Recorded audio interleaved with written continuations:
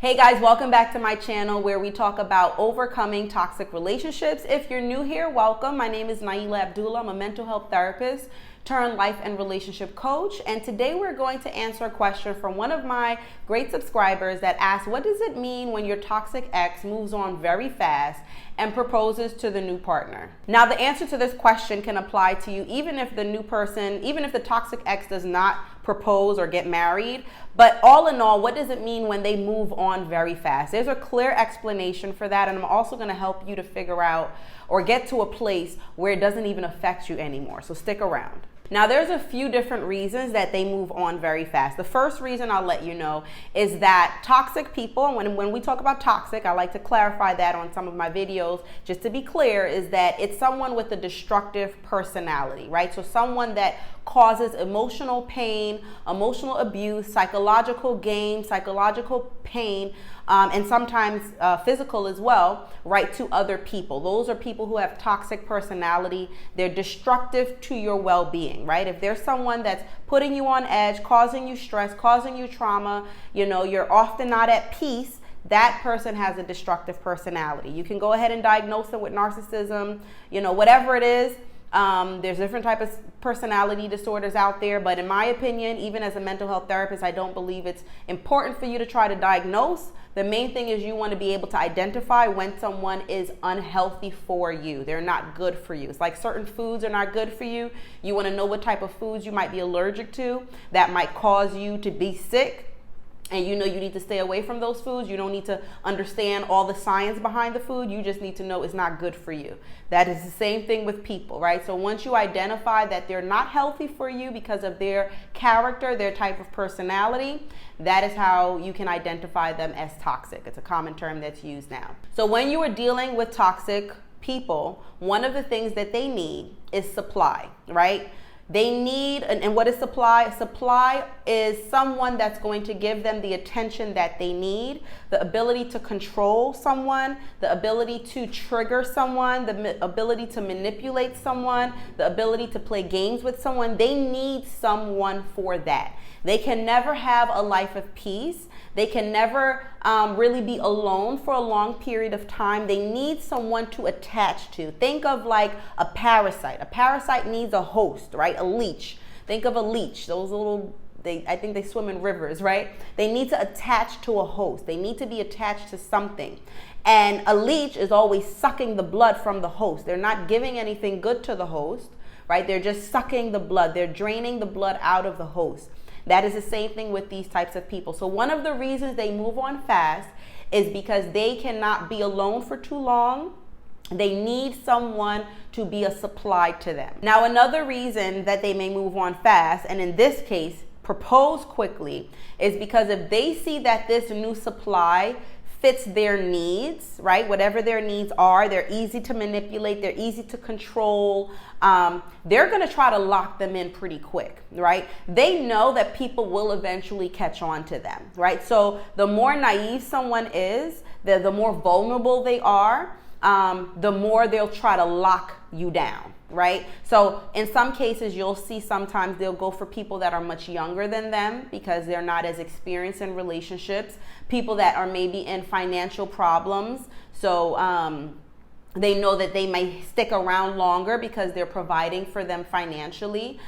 Someone that maybe has very low self-esteem or a poor family relationships, a poor support system, because they figure, okay, you're vulnerable, you don't have anyone that has your back, you don't feel good about yourself, you don't have a low self-esteem, so you're an easy target. So in those cases, they will often quickly propose and marry them, and here you are thinking, oh, what's wrong with me? Why didn't they propose to me? How can they move on quickly and get married and live happily ever after? It's all an act. It's not about you. It's about them locking in their supply before their supply slips away, because they need supply. Let me tell you something. They need supply more than the supply needs them.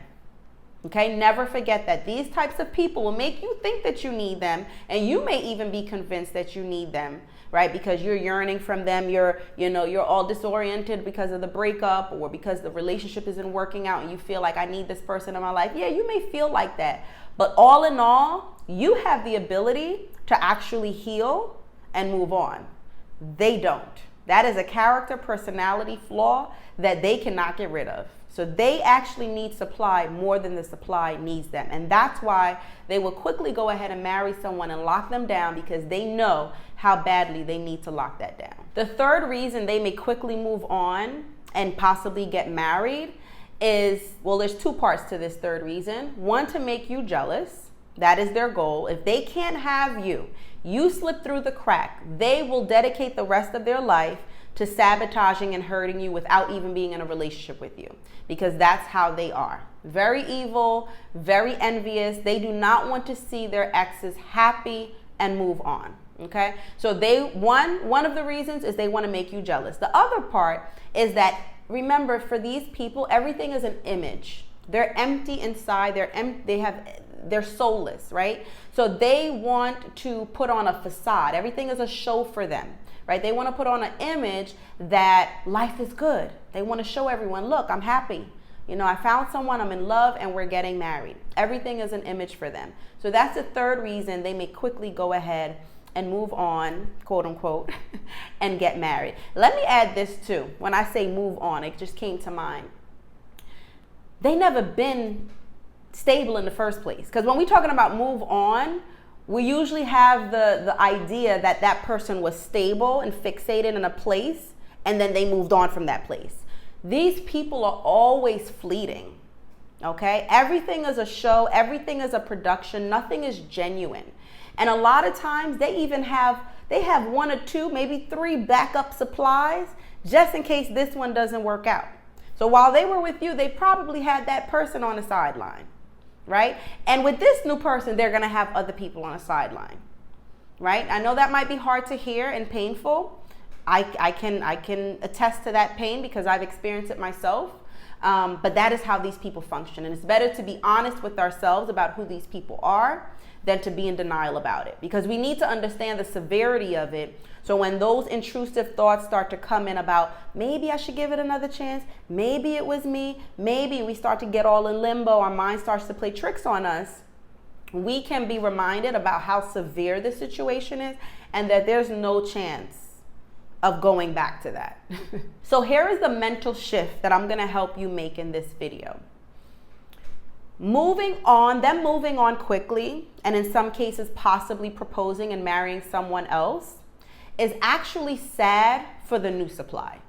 Okay? I know you may be hurting now. I know you may be questioning, is it me? What's wrong with me? Am I going to be alone forever? You know, am I going to ever get married? You can figure that out later. And let me tell you something. If you do the work on yourself, more than likely, yes, you will meet the right person and you will be able to have a healthy relationship if you do the work on your healing.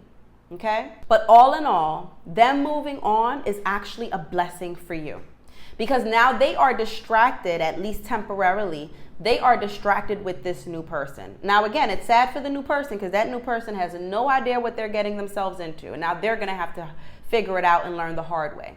But it is a blessing for you, because when you are coming out of these types of relationships, you're vulnerable and it's easy to slip back in. It's easy, even if you don't fall back into the relationship, it's easy to be distracted with them because they will reach out. They will try to contact you. You know, they will keep you on that emotional roller coaster where they're nice, they're mean. They're nice, they're mean, right? But once they're distracted with the new supply, now that gives you some free time to strengthen yourself. So when they do try to come back again, because 99% chance they will, you have strengthened yourself, you have become a wiser version of yourself, and now you know how to set boundaries without any guilt, right? So them being distracted with a new supply is actually a blessing for you. That is the mindset shift you need to make when you start to have those intrusive thoughts about, why can they move on so quickly? Didn't they love me? You know, all of those thoughts. No, they did not love you. They cannot love. They're not capable of love. They don't even love themselves, right? They're empty inside, and their whole life is a show, is about impressing others and appearing normal to others, okay? The example I gave to the subscriber, and she said it helped her, so I'm going to share it here with you, It's like being out in the field with another person and there's a bull and the bull starts to chase that other person, right? Y'all have seen those cartoons and movies where the bull chases people, right? And knocks them up, right? It's like being sad that the bull picked the other person. Why did the bull pick them? Why didn't you pick me? Am I not worthy of being picked to be chased? You just don't want to be picked by certain things or people, right? There's some things you don't want to be picked for. And sometimes we don't realize we want to be picked for things that are actually not good for us. And that's something also to explore as you're healing. Why do I not feel worthy if I'm not picked? Or why do I not feel worthy if I'm not getting the attention from certain types of people? My mom used to say, you shouldn't want everyone to like you. And what she meant by that is that you don't want everyone to even want to be interested in you, because some people are just not good people. Some people are not healthy people. So it's easier for you if those unhealthy people or those people who are just not good for you for whatever reason, it's easier if they don't even have interest in you, because now you don't have to push them away, right? If everyone's interested in you, that's a problem, right? You want to exude certain qualities, certain characteristics that some people, the wrong people, say, that's not a person. I'm not even going to try that person, because I know they're not going to tolerate my nonsense. I know I'm not going to be able to manipulate them. I know they're going to be too challenging for me, right? That is a blessing when you get to a point that you're able to exude that you repel the wrong types of people. If you are currently in a toxic or narcissistic relationship, or you've been out a while and you're struggling to move on and heal, if you're looking for support for that, go ahead and click the links in the description box below. And I hope this video was helpful for you. And if you have any questions, feel free to put them in the comments, and make sure you share this video with someone that you think may be able to benefit from this. I'll see you in the next episode.